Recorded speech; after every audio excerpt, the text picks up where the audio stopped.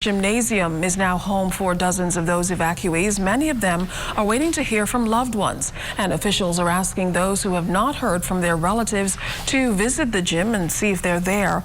LaDawn Davis was there earlier today.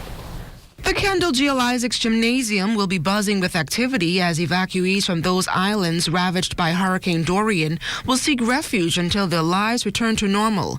ZNS News caught up with Stadium Public Relations Officer Carlos Reed for an update on the evacuation exercise. We got about 40-50 right now, but in a little while we have some planes coming in, and each one of those planes I think is going to bring about 40 persons, so we're looking for the next 200 that's coming there.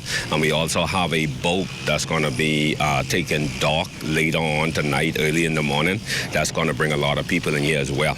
You know, this is a very sensitive moment, and we have some protocols that has been established to protect the vulnerability of the persons. Now, if you have a relative or relatives that you have not been able to communicate with since Hurricane Dorian pounded Abaco and/or Freeport, Reed says there are some specific guidelines that you must consider before coming to this evacuation center.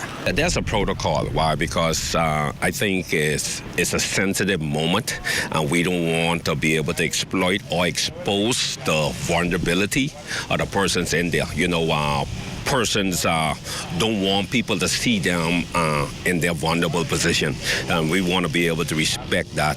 So persons can come down, but you go through a procedure. You have to go through a protocol, you know, where they verify who you are, make sure that you're not bringing anything into the gym, make sure that you're not bringing contraband, weapons, and all of that, because we got a lot of things to protect here, and we want to make sure that we don't take these people through more trauma than they've already been through. We also attempted to speak to one of the evacuees from Marsh Harbor, Abaco, who had a visible wound to his eye about his experience, but he declined to comment.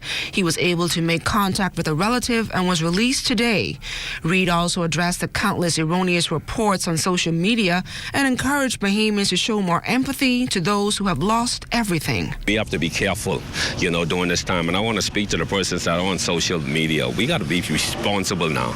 People have already been through a lot. People have lost loved ones. We got to make sure that we don't, because we want likes, we want people to like our posts, that we put up things that are not true. Check, like, the seriousness of what you're putting out there, man. You know, the Bahamas, we're going through a serious time right now. If you're not a part of the solution, you're part of the problem. Now, Reed says if you want to donate food, clothing, and essential items, you can do so at NEMA, the Kendal Gymnasium, or the Hope Center. LaDawn Davis, ZNS Network News.